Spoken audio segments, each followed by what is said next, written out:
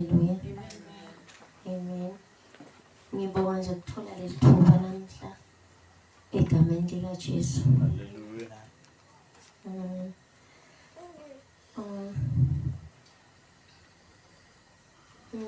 Ngicela sivule amabhayibheli ku Act 1 verse 8.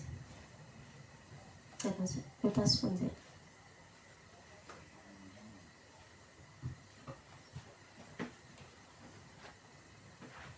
Act 1 verse 8. Izenzo zabapostoli, imisebenzi yamapostoli. Kodwa nini nitawugcwalisa ngemandla nasefikile kini moya longcwele niyawuba bufakazi bami eJerusalema naseJudiya lonke naseSamariya kuze kube ngosekugcineni kwemhlaba. Amen. Lesilunge lithi, but you shall receive power when the Holy Spirit has come upon you, and you shall be witnesses to me. Hallelujah. Amen. Bazalwane. The power of the Holy Spirit is available to everybody. Lothi ungumzalwane. Hallelujah.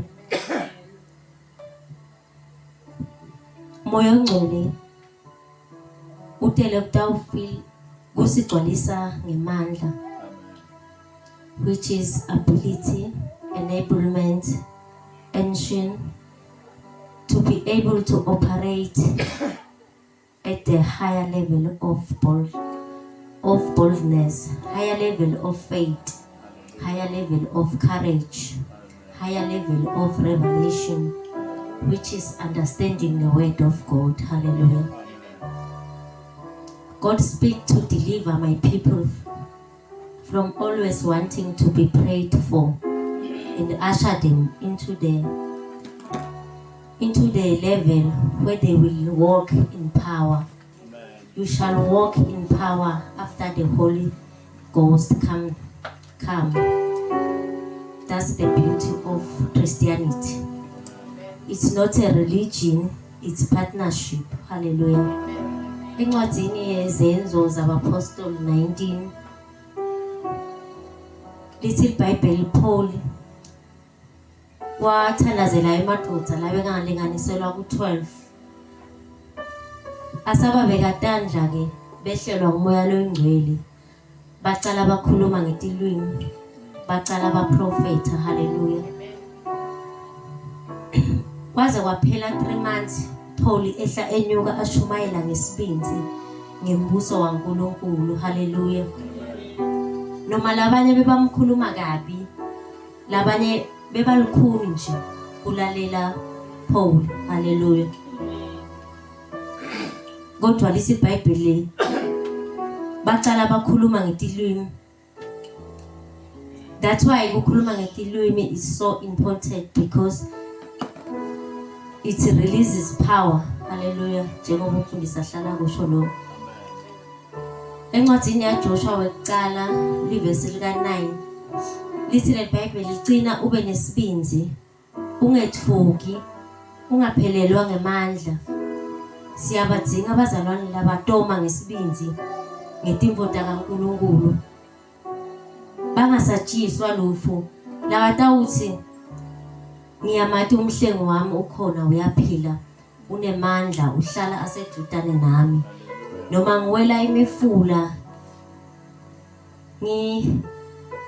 ngikudla tintsaba, uhlala anami njalo. Hallelujah. Hallelujah bazalwane.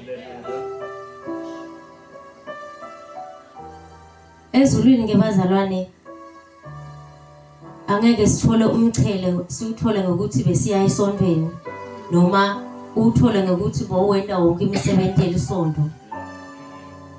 Hallelujah.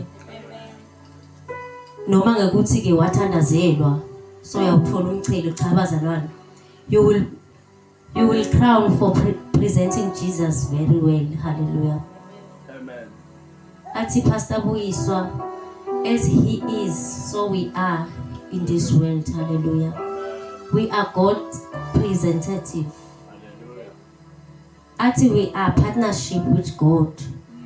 We are shareholders with God. Kwasho Pastor Buyiswa ngalinye ilanga sila enkonzweni. Hallelujah.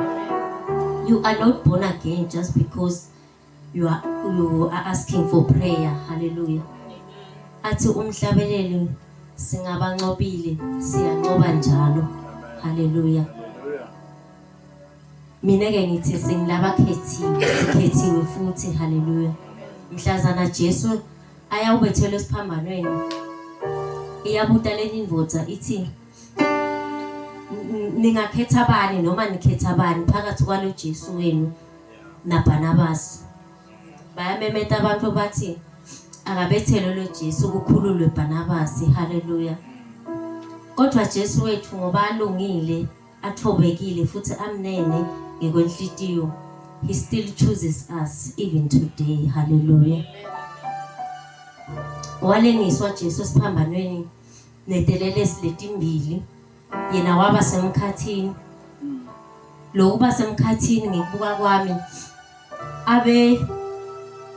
abefuna kubona lokungachamuka mhlambe chamuke ngaka left noma ngaka right ngenxa yalo thambo lanalo nathi. Hallelujah.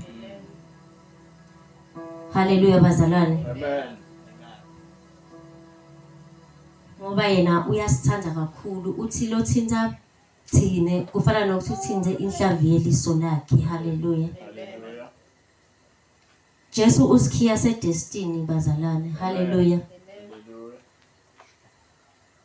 Ngicela ke ningiveni lana bazalwane. We keep it calling waiting on God, but the truth is God is waiting for you. Yeah. He really opened door for you, Yeah. but you are just too comfortable Yeah. to work through it. Hallelujah bazalwane. You keep praying for peace, yet you are entertaining chaos. You pray for new season in your life, yet you keep on recycling all disobedience. Hallelujah. It is not delayed. It is your unwillingness to let go. It's not worthy. It is disobedience. Bazalwane. God does not bless prayers. He blesses alignment. So before asking for more, ask yourself, can God trust me of what I'm praying for? Hallelujah. Sengigcina nje bazalwane, umfundisi uke wasifundzisa la ngekuthi how to touch the heart of God. Yeah. Hallelujah. Wafunza incwadi yaka Mark 5:2-34. Hallelujah. Kuthi bekunemfati lobeka sophe for 12 years. This woman was unclean because of her issue. Everybody distanced themselves from her. She has to stay alone. No one helped her. Somebody told her about Jesus. Hallelujah. Amen. She tried Jesus. She had faith that if she can meet Jesus, she will be healed. Hallelujah. Hallelujah. She keep on pushing, and he touched Jesus' clothes. Kopha kwancamuka egameni lika Jesu. Amen. Ngingashiya lapho nabazalwane, ngiyabonga kakhulu lethuba engitholile. Inkosi inibusise. Hallelujah. See